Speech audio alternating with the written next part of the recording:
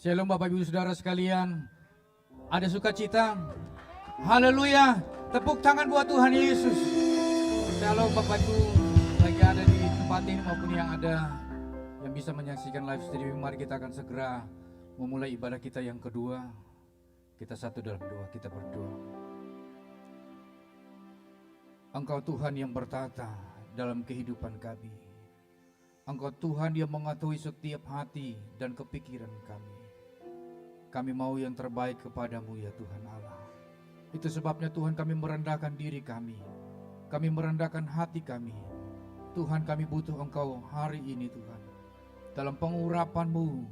Sehingga ibadah hari ini adalah ibadah yang berkenan kepadamu Tuhan. Tuhan biarlah Engkau bertata. Tuhan biar Engkau hadir. Sehingga segala sesuatu kami bisa menikmati perjumpaan dengan Tuhan. Ini doa kami. Kami memulai, kami siapkan ibadah ini dalam nama Bapa, Putra dan Roh Kudus, yaitu dalam nama Tuhan Yesus Kristus. Haleluya. Amin. Mari sekali lagi tepuk tangan buat Tuhan Yesus. Bapak Ibu saya undang kita berdiri. Kita akan memuji nama Tuhan. Mari bebaskan roh. Amin. Haleluya.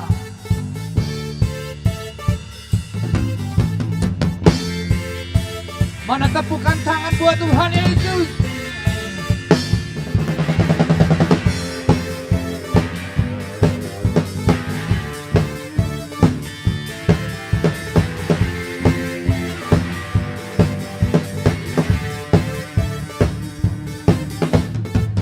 Pelukis cakrawala, merangkai jagat raya, pencipta alam semesta.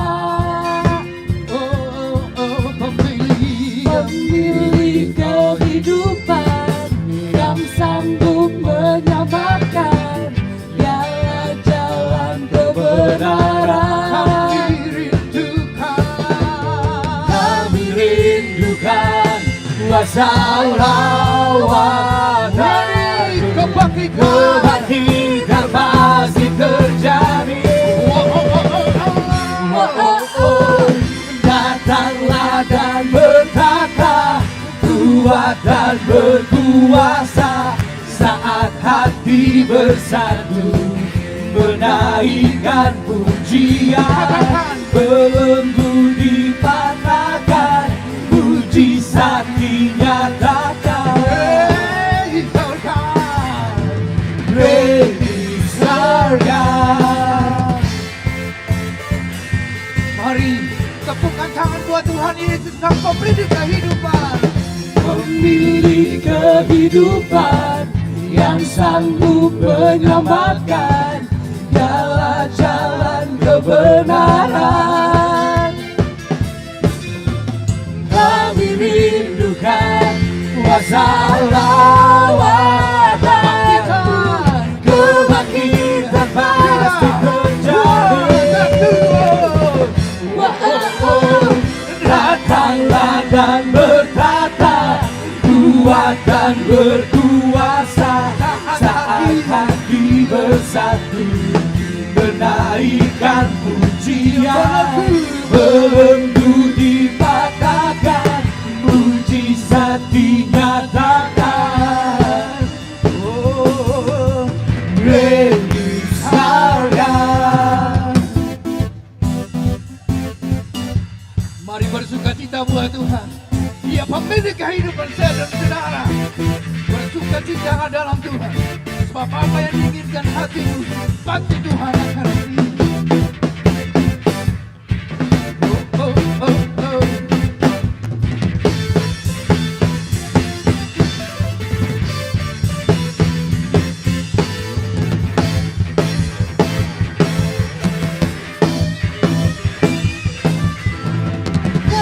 Rindukan kuasa lawanmu, kebangkitan pasti terjadi.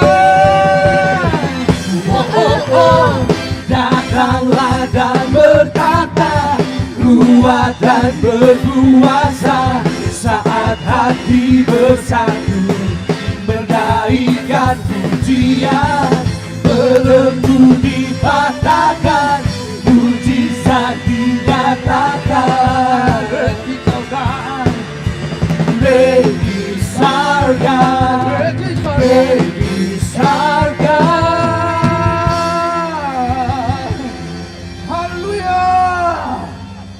bersorak bagi Tuhan. Haleluya. Haleluya.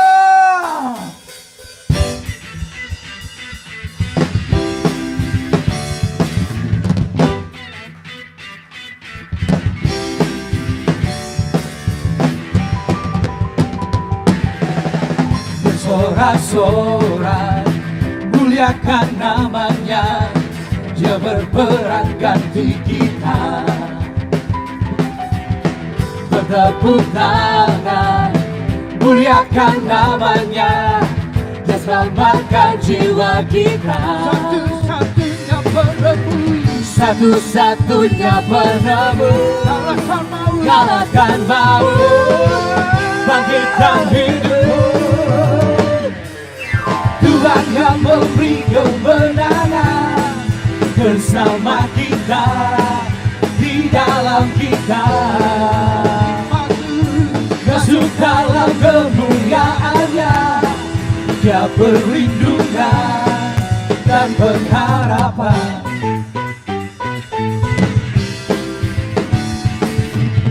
Param pam pam pam pam pam. Sorak-sorak, muliakan namanya. Dia berperang ganti kita. Bertepuk tangan, muliakan namanya. Dia selamatkan jiwa kita. Mari sama-sama katakan Satu-satunya penebus, kalahkan maut, kalahkan maut, bangkitkan hidup. Tuhan yang memberi kemenangan bersama kita, di dalam kita. Masuk dalam kemuliaannya, Dia perlindungan dan pengharapan. tepuk tangan, haleluya, Jeffrey.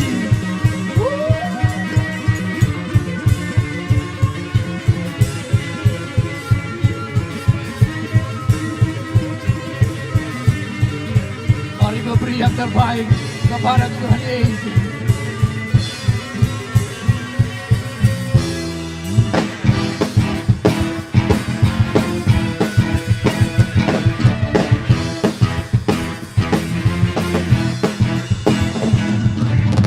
Param pam pam pam pam pam. Param pam pam pam pam pam. Param pam pam pam pam pam. Param pam pam pam pam pam. Param pam pam pam pam pam pam. Tuhan yang memberi kemenangan bersama kita, di dalam kita. Masuk dalam kemuliaannya, Dia perlindungan dan pengharapan. Dia perlindungan dan pengharapan. Dia perlindungan dan pengharapan. Param pam pam pam pam pam. Param pam pam pam pam pam. Param pam pam pam pam pam. Tepuk tangan buat Tuhan Yesus. Haleluya. Haleluya. Bapak Ibu dipersilakan duduk kembali.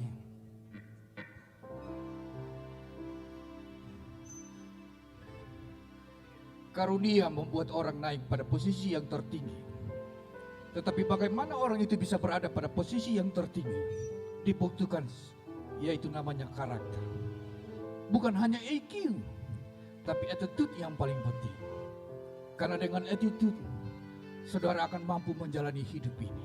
Saudara akan belajar yang dari namanya kegagalan menuju kepada kemenangan. Tidak ada manusia yang sempurna di hadapan Tuhan.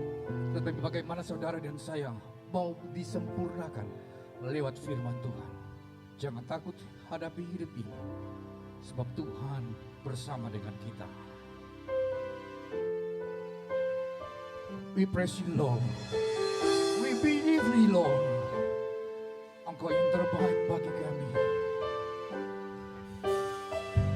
Jesus.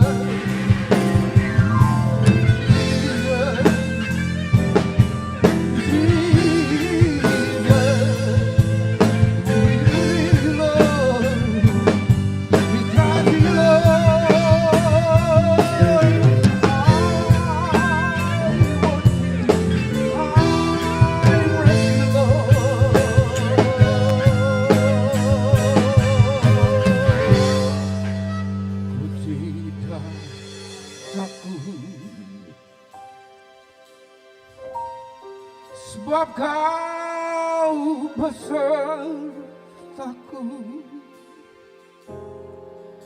Ku tidak bimbang,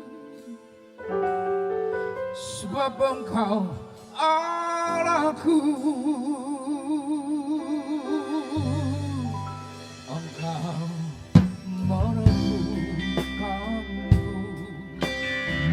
oh bahkan menolongku. Kau batu karangku, oh Yesus Tuhan.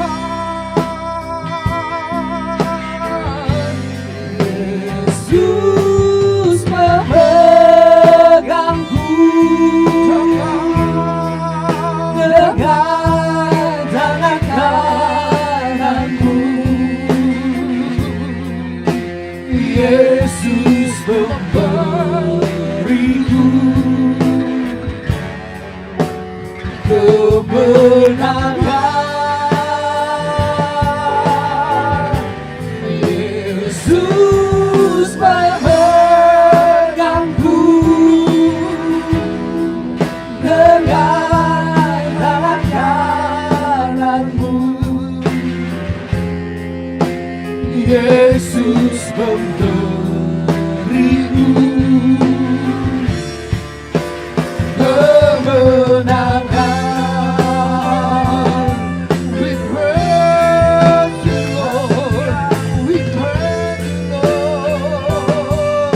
Mari Bapak Ibu saja undang berdiri.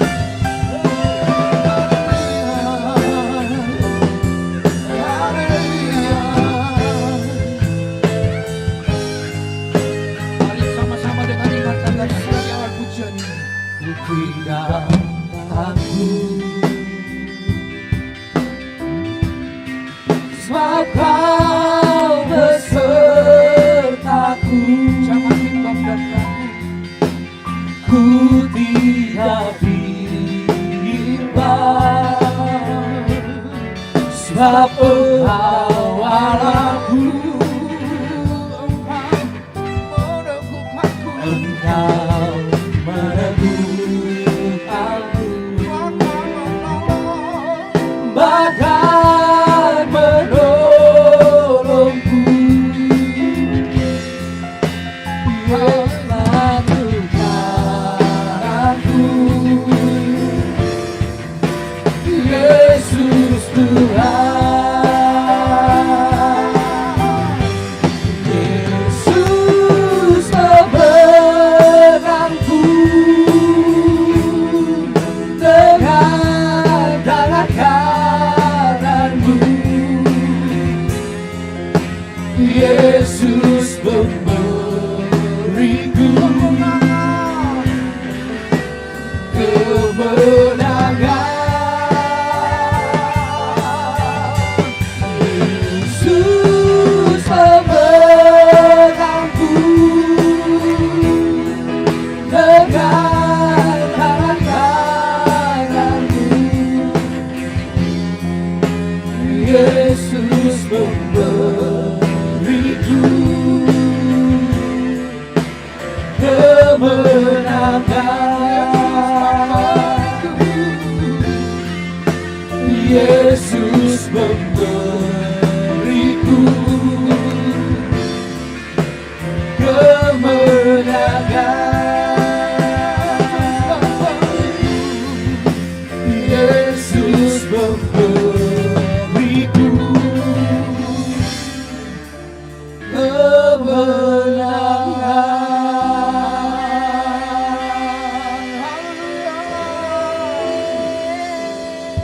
Haleluya.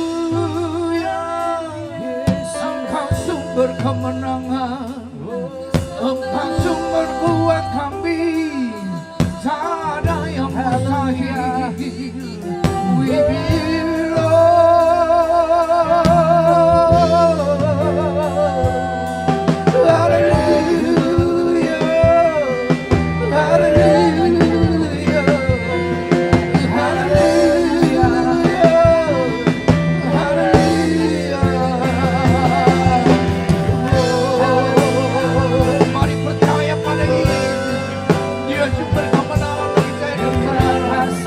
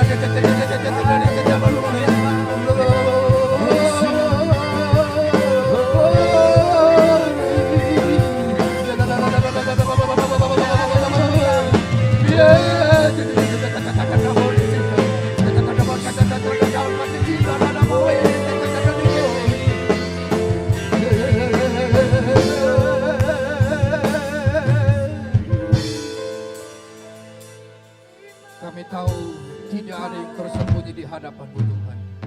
Engkau mampu menyelidiki sampai kedalaman hati kami. Tidak ada yang tersembunyi. Tuhan, terima kasih Tuhan. Hanya Engkau yang mengerti.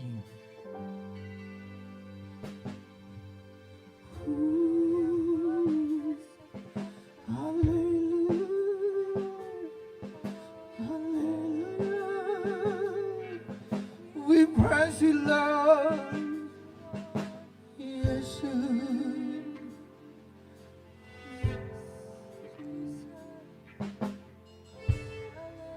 Mari pegang tangan kami Tuhan. Yesus megangku dengan tangan kananmu. Yesus memberiku kemenangan.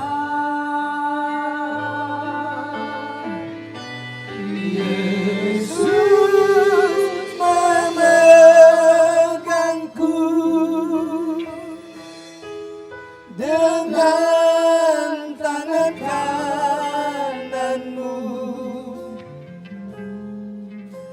Yesus memberiku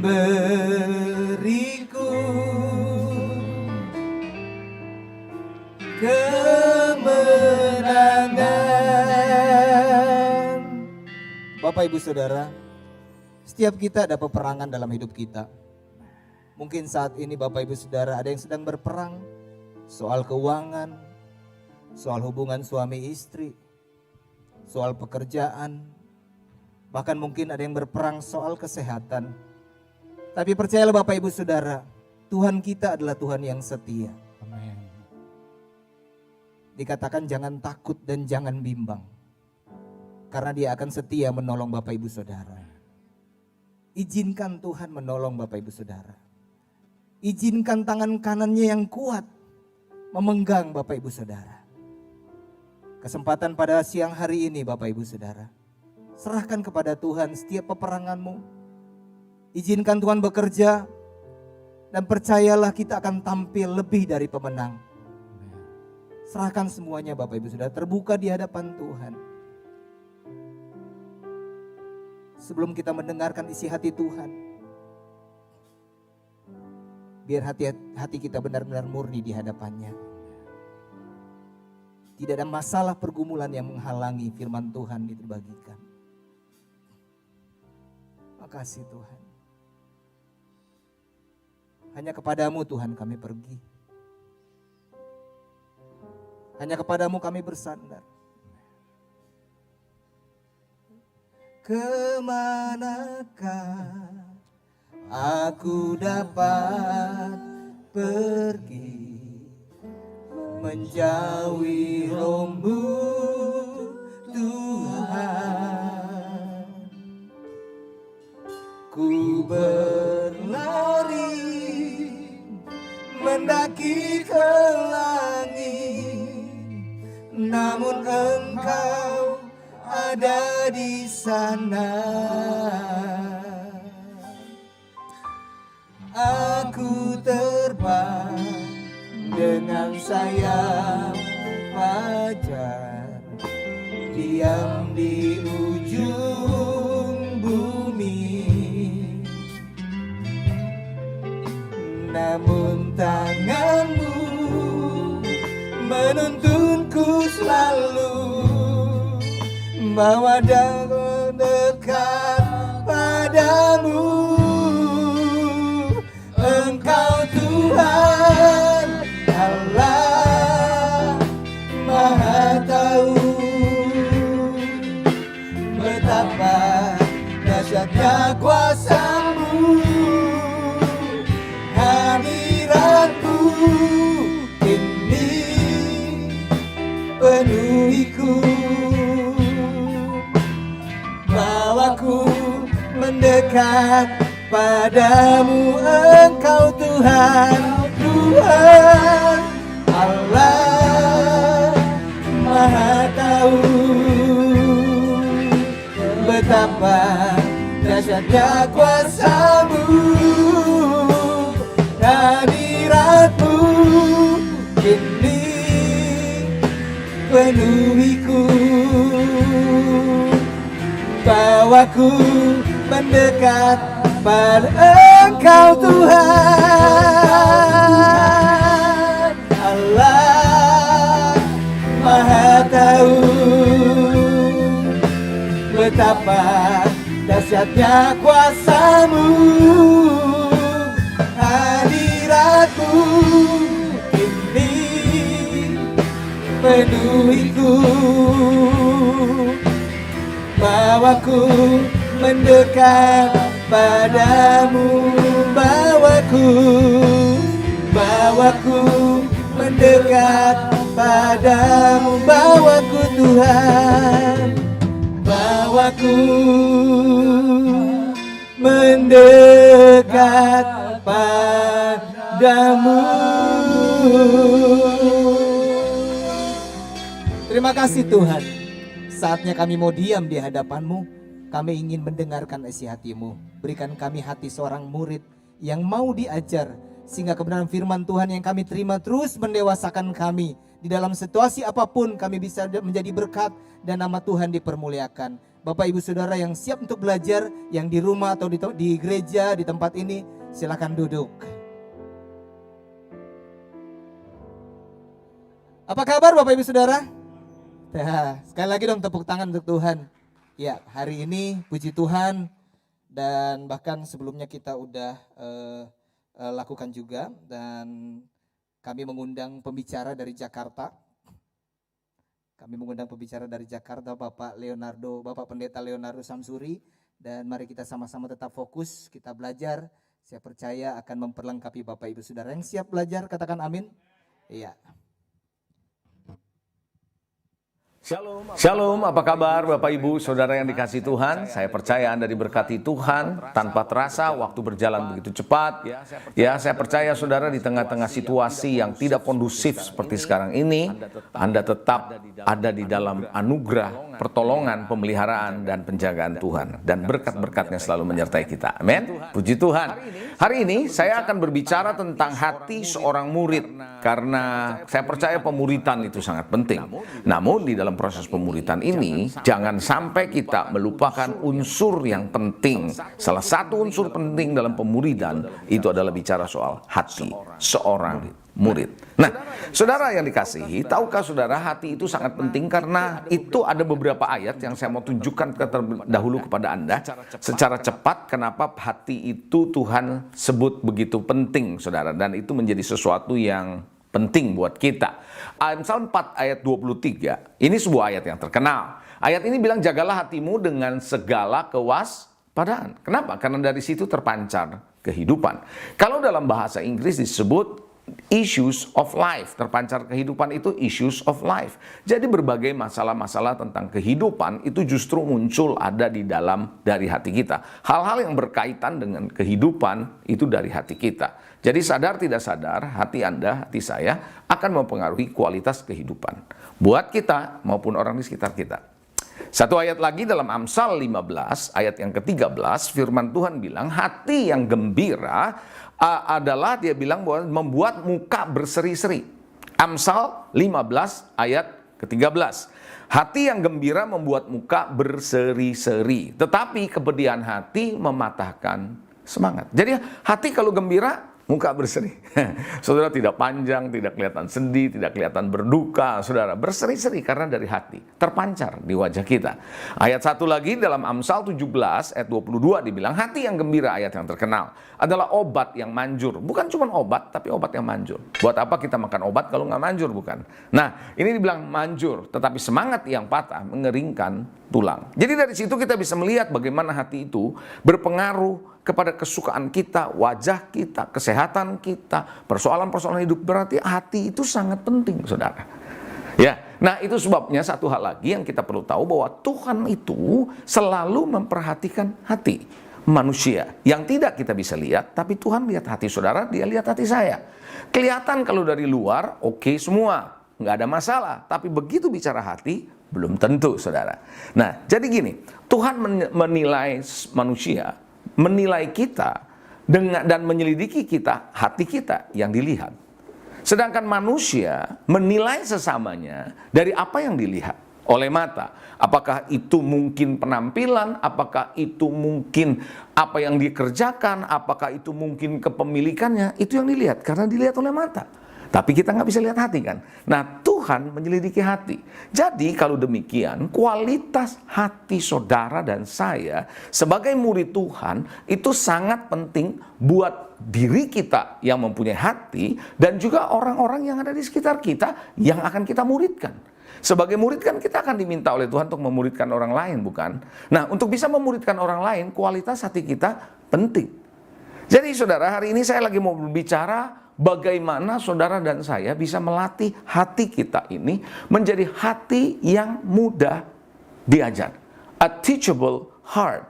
Ada banyak hal yang bisa dijelaskan mengenai hati, tapi hari ini saya spesifik bicara soal a teachable heart. Hati yang mudah diajar. Saudara, tahukah saudara, seekor anjing terkenal bukan karena hanya sebatas karena dia setia saja. No, bukan cuma itu saja. Tapi saudara, anjing itu bisa diajar. Anjing itu bisa dididik. Begitu kan? Saudara, demikian juga binatang sirkus. Termasuk saudara, mungkin sekarang ini sudah jarang ya kita menyaksikan sirkus ya, saudara. Nah, saudara, bagaimana saudara binatang yang buas seperti singa, harimau, itu bisa ada di panggung sirkus karena apa? Diajar, dilatih. Saya percaya kalau binatang pun bisa diajar, hatinya bisa diajar, apalagi kita sebagai manusia, ciptaan Tuhan yang paling sempurna. Nah, karena itu kita belajar sekarang bagaimana Anda dan saya bisa melatih hati untuk menjadi hati yang mudah diajar, sehingga punya kualitas hati seorang murid. Anda siap? Oke. Saudara, minat belajar adalah satu hal, tapi mudah diajar adalah hal yang lain. Orang bisa punya minat belajar tinggi, belum tentu gampang diajar. Belum tentu. Kenapa? Karena bisa saja dia belajar untuk dirinya sendiri, dalam artian untuk bisa berhasil, tapi sulit terima nasihat. Sulit dinasihati. Ada orang yang seperti itu, saudara. Itu sebabnya, saudara, kita tidak bisa cuma sekedar punya minat belajar, tapi punya hati yang mau diajar, mau terima nasihat. Ada lagi orang yang belajar hanya untuk menunjukkan kalau dia menguasai apa yang dia pelajari. Ada banyak hal yang dia tahu, tapi orangnya sulit untuk dididik, sulit untuk diarahkan, sulit untuk dinasihati. Nah, ini yang perlu kita perhatikan. Ya, saudara, Bapak Ibu Saudara yang dikasihi, Anda mesti mengerti juga bahwa kemampuan atau kita punya hati bisa diajar atau tidak terkait dengan IQ loh, saudara. Enggak terkait dengan IQ, tapi terkait dengan sikap hati. Bagaimana kita bisa dididik, bagaimana kita bisa diajar. Sikap hatilah yang akan menentukan kita bisa diajar dengan gampang atau tidak. Saudara, ada satu quotation dalam bahasa Inggris dan juga dalam bahasa Indonesia. Di dalam bahasa Inggris dibilang begini, the most important thing is not about what and how you learn, but it is about what you become after you learn. Dalam bahasa Indonesia, yang terpenting bukan tentang apa dan bagaimana Anda belajar, tapi tentang Anda menjadi apa setelah belajar. Itu penting, saudara. Bukan cuma belajar, tapi setelah belajar kita jadi orang seperti apa. Jangan sampai belajar hidup kita lagi yang lain. Nah, itu sebabnya kalau orang yang mau diajar, mudah diajar, maka apa yang dia pelajari dia hidupi. Bisa katakan amin? Oke, saudara yang dikasihi, bangsa Israel menurut Anda, bangsa Yahudi, orang cerdas atau bukan? Cerdas, intelektualnya cerdas. Tapi kenapa Tuhan bilang bangsa yang bebal? Karena saudara, IQ boleh tinggi, tapi hatinya susah dididik. Itu sebabnya kenapa pemuritan banyak gagal, karena bukan kurang pengetahuan. Pengetahuan bisa banyak, belajar sana-sini bisa. Tapi hati yang punya sikap mau diajar, ini yang seringkali terjadi hambatan dari seorang murid. Sehingga murid sulit untuk bisa menjadi murid yang dimuridkan secara baik. Bapak Ibu Saudara, ada satu ayat, kita lihat di dalam 2 Timotius pasal 3 ayat ke-7, Rasul Paulus bilang begini, yang walaupun selalu ingin diajar, tapi tidak pernah dapat mengenal kebenaran. Mau belajar, pengen diajar sepertinya gitu, tapi nggak pernah nyampe kepada kebenaran. Jadi dia, kalau Alkitab kan bilang begini, kebenaran memerdekakan kita. If you know the truth will set you free. Kalau engkau mengetahui kebenaran, kebenaran akan memerdekakan, saudara. Tapi orang ini ternyata nggak pernah mengalami kemerdekaan dari kebenaran yang dia pelajari. Karena dia cuma sekedar belajar, tapi dia tidak embrace, dia tidak tangkap, dia tidak hidupi, dan menjadi bagian hidupnya yang memerdekakan dia. Nah, itulah sebabnya kenapa jangan heran ada orang rajin seminar, rajin ikutin saudara Bible study, tapi tetap keras tengkuk, bebal, susah dikasih tahu. Pernah ketemu orang kayak gitu? Nah, ini masalahnya bukan kurang belajar, tapi hatinya menjadi sikap yang kurang mudah untuk diajar. Mari kita belajar, saudara, ciri-ciri orang yang mudah diajar. Dari pengalaman hidup saya melihat ada beberapa ciri orang-orang yang mudah diajar. Siap? Oke. Yang pertama, orang yang mudah diajar nih, pada umumnya saya perhatikan, orang itu percaya sama Tuhan dan seluruh kebenarannya. Ya, jelas. Karena kita menasehati orang, kita mengajar orang kan dalam firman. Betul ya? Nah, kalau kita tidak mengajarkannya, kalau kita mengajarkan dengan firman, dianya nggak percaya. Kalau kita memakai prinsip-prinsip Alkitab, dianya nggak percaya, ya mana bisa saudara menjadi orang yang diajar oleh firman. Makanya di Amsal pasal 3 ayat 5 kan bilang, percayalah kepada Tuhan dengan segenap hatimu dan jangan bersandar kepada pengertianmu sendiri. Gitu saudara. Nah saudara yang dikasih Tuhan, kadang-kadang orang terlalu memakai kepikirannya sendiri dan ke gereja nggak? Ke gereja. Saya maksud bukan ke gereja atau endaknya, tapi percaya enggak kepada firman Tuhan dan kepada Tuhan dan seluruh kebenarannya. That's a question. Itu pertanyaan yang harus kita jawab, saudara. Cek hati kita masing-masing. Makanya ketika ada sesuatu kita nasihati dengan firman, kalau kita bisa percaya, kalau kita mau melakukan, maka kita bisa punya hati yang mudah diajar. Yohanes 18 ayat yang ke-37 bilang begini, saudara, ketika Pilatus bertanya kepada Yesus. Maka kata Pilatus kepadanya, jadi engkau adalah raja? Jawab Yesus, engkau mengatakan bahwa aku adalah raja. Untuk itulah aku lahir dan untuk itulah aku datang ke dalam dunia ini, supaya aku memberi kesaksian tentang kebenaran. Perhatikan, setiap orang yang berasal dari kebenaran, setiap orang yang berasal dari kebenaran, mendengarkan suaraku. Jadi kita bukan cuma sekedar tahu kebenaran, tapi kita hidupi kebenaran. Begitu kita hidupi kebenaran, kita mau belajar hidup di dalam kebenaran, kita akan melihat Yesus. Kita akan mengenal Yesus. Makanya saudara, jangan cuma sekedar beribadah, belajar, walaupun yang saya sebut ini penting. Tapi miliki sikap hati yang mau diajar. Bangsa Israel apa kurangnya saudara, nabi-nabi yang dahsyat datang sekalipun nggak bisa, bebal, nggak mau percaya. Saudara yang dikasihi, ayo kita belajar jadi orang yang mudah diajar. Ada amin? Itu yang pertama, ciri dari orang yang mudah diajar. Yang kedua, ciri orang yang mudah diajar adalah orang yang menyadari bahwa dalam dirinya ada banyak hal yang belum dan dia tidak ketahui. dia nggak tahu, dia belum tahu. Itu ciri orang yang mudah diajar.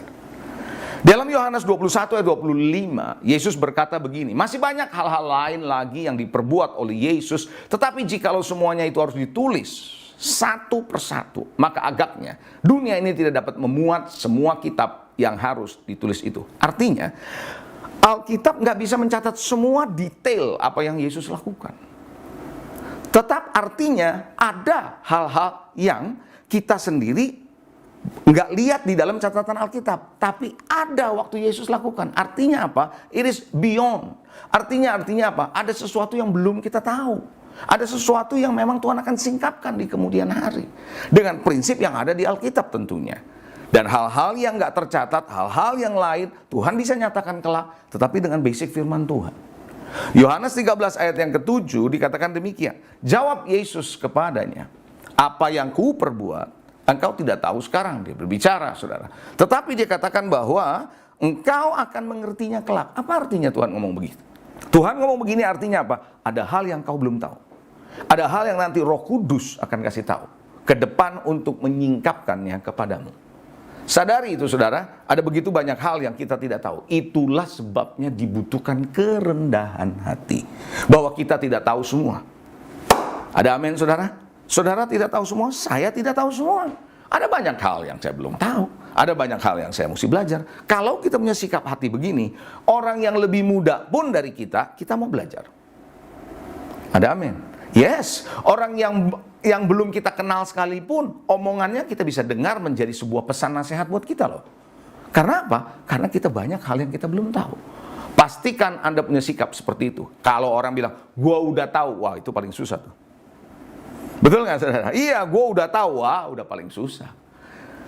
Saudara, itu adalah yang kedua ya. Ciri yang kedua, orang yang mudah diajar adalah sadar ada banyak hal yang belum tahu dan tidak tahu. Oke? Yang ketiga, ini dari hal yang saya lihat dalam kehidupan saya sebagai hamba Tuhan, sebagai pelayan Tuhan. Yang ketiga, memiliki hati yang mudah bertobat dan takut akan Tuhan. Orang yang gampang bertobat adalah orang yang mudah untuk diajar. Tentu yang saya maksud bukan tobat kumat, bukan. Tapi bertobat sungguhan, saudara.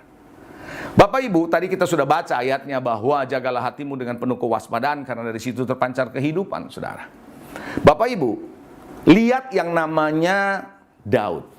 Berdosa. Tapi dia mudah bertobat, saudara. Makanya dia punya teachable heart. Dia makanya minta supaya Tuhan menyelidiki hatinya.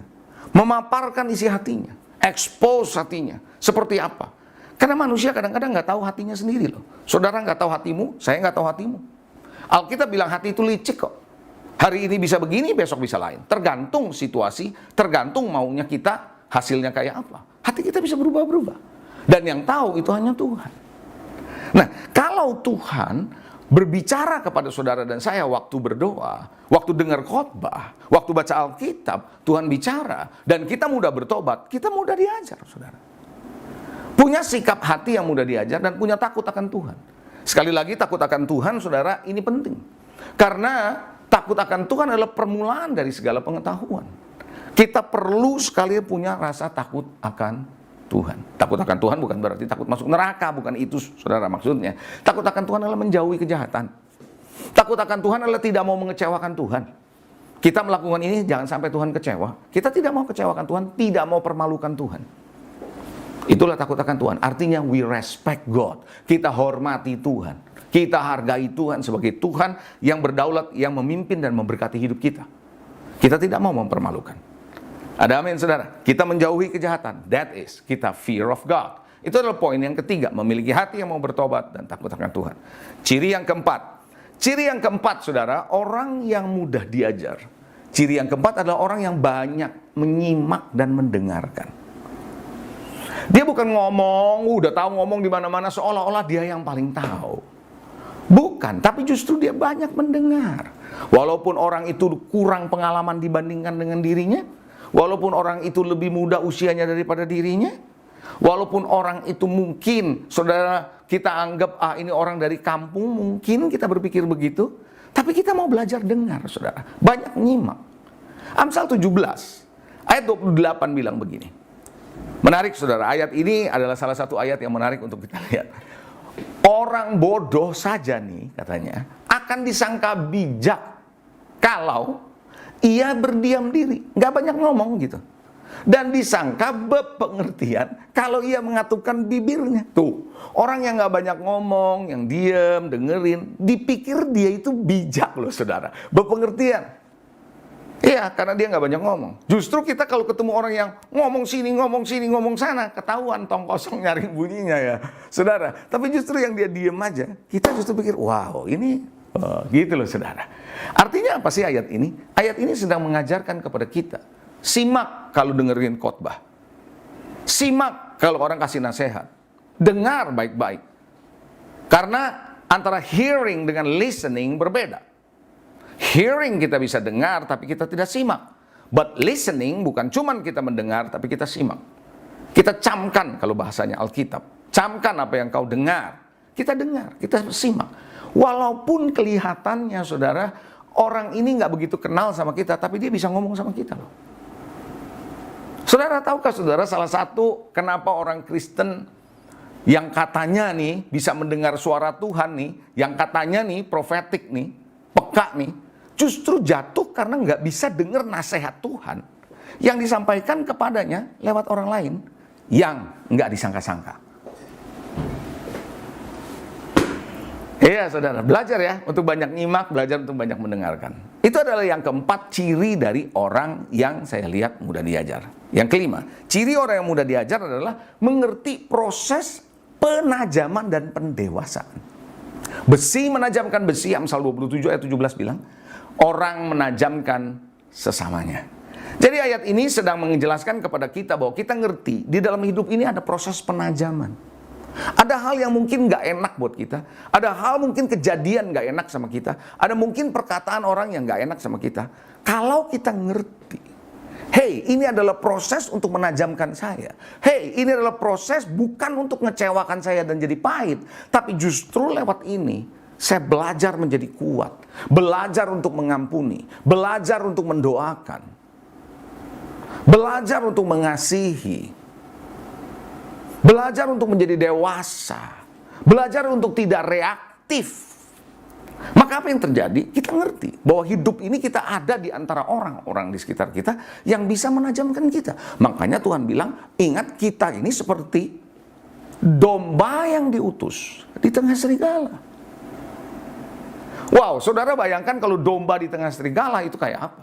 Nah, saya suka bercanda sama beberapa anak Tuhan di gereja. Saya bilang gini, kalau kamu baca ayat itu, domba diutus di tengah serigala.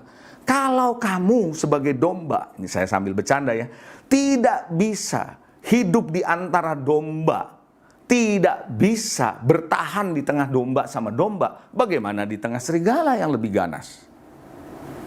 Hanya karena omongan sedikit kecewa, hanya karena perlakuan sedikit marah, lalu meninggalkan komunitas, jauh dari Tuhan. Gimana? Saudara, kalau kita mau punya teachable heart, cirinya yang kelima ini ngerti bahwa kita ini sedang ditajamkan. Bisa katakan amin? Lewat pergaulan, lewat komunitas, lewat dengerin khotbah. Bisa. Bagian terakhir, saya mau sampaikan kepada saudara, gimana caranya? Agar saudara dan saya bisa jadi orang yang mudah diajar. Saudara, yang pertama, kalau Anda mau bisa diajar adalah jangan membiarkan kekecewaan, kepahitan, kebencian menguasai hati kita.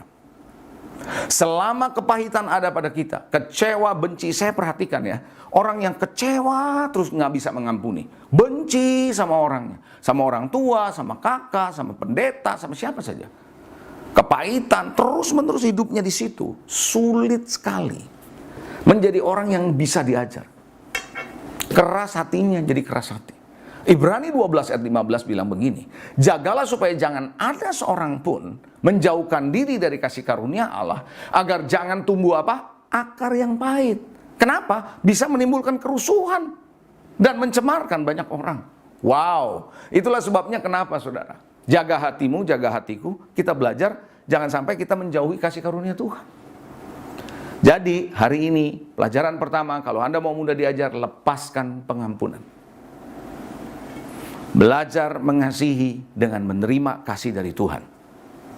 Belajar saudara bahwa kekecewaan, kebencian, boleh saja kita mengalami saudara yang namanya friksi, tapi jangan sampai kekecewaan menguasai kita. Oh iya, saya sering berkata, saya bisa kecewa sama seseorang, tapi kekecewaan tidak boleh menguasai saya. Amin. Saudara, jangan sampai kebencian menguasai kita. Pahit hati itu, pahit hidup itu pasti yang timbul, yang keluar juga pahit. Amin. So, jangan kecewa. Coba katakan jangan kecewa. Ya, saya suka umpamakan begini, saudara. Kalau Anda pernah minum pil pahit,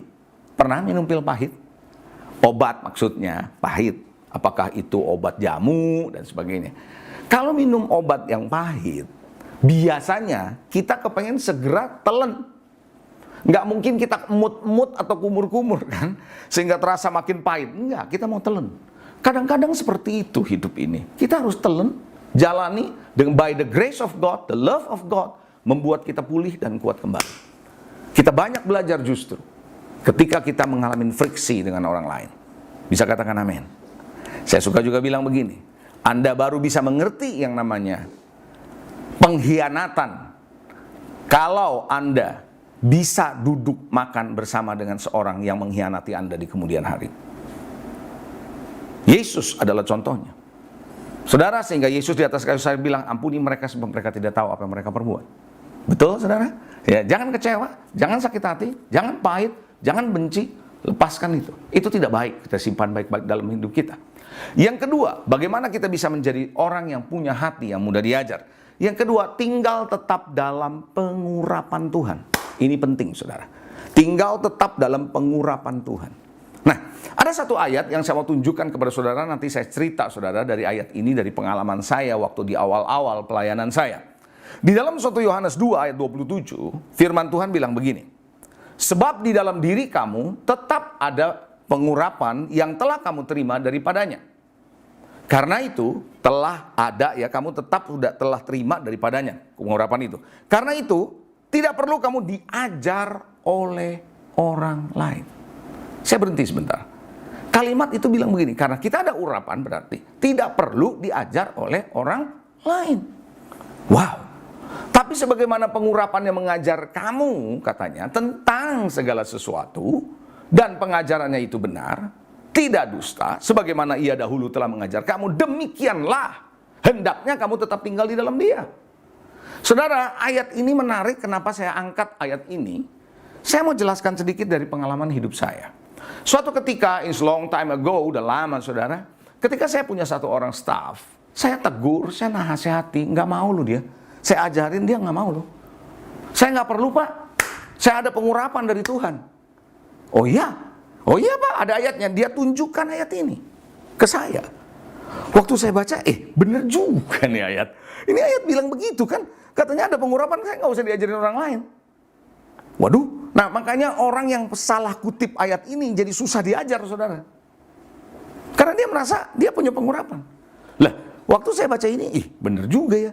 Lalu pulang saudara, saya bertanya sama Tuhan, saya berdoa, saya gali firman Tuhan. Apa maksudnya sih Tuhan? Kok bisa ada ayat kayak gini? Ternyata ayat ini maksudnya gini saudara, dengar baik-baik ya. Dengar baik-baik. Ayat ini begini. Because you close to God, karena Anda dekat dengan Tuhan, Anda berjalan di dalam rencana Tuhan, pengurapan Tuhan ada pada kita. Tentu yang saya maksud, kita bergaul erat dengan Tuhan secara konsisten dan benar ya.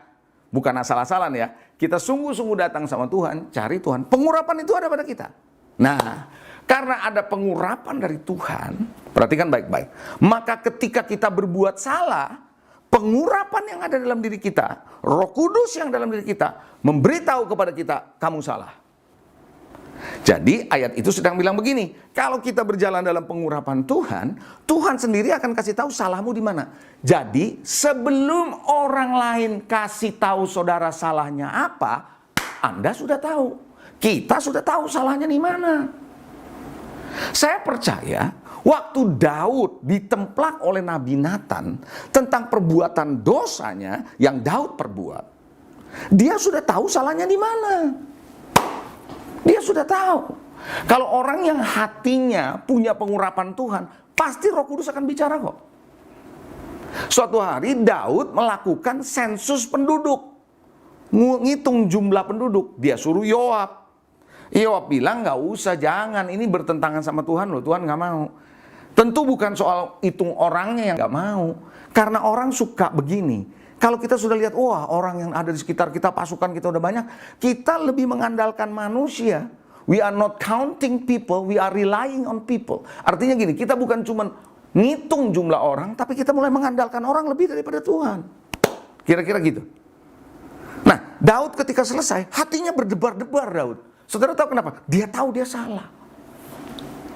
Nah, saya percaya kalau Anda tetap dalam pengurapan Tuhan, tetap dalam doa, tetap dalam firman, saya percaya Roh Kudus akan memberitahu kepada saudara salahnya di mana.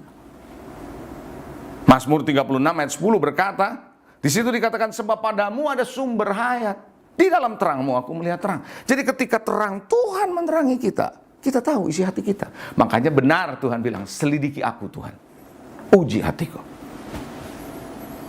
Kalau Anda dalam pengurapan, penting sekali sehingga Anda jadi orang yang mudah diajar. Mari saya dorong Anda jemaat yang ada untuk terus hidup di dalam pengurapan Tuhan. Katakan amin.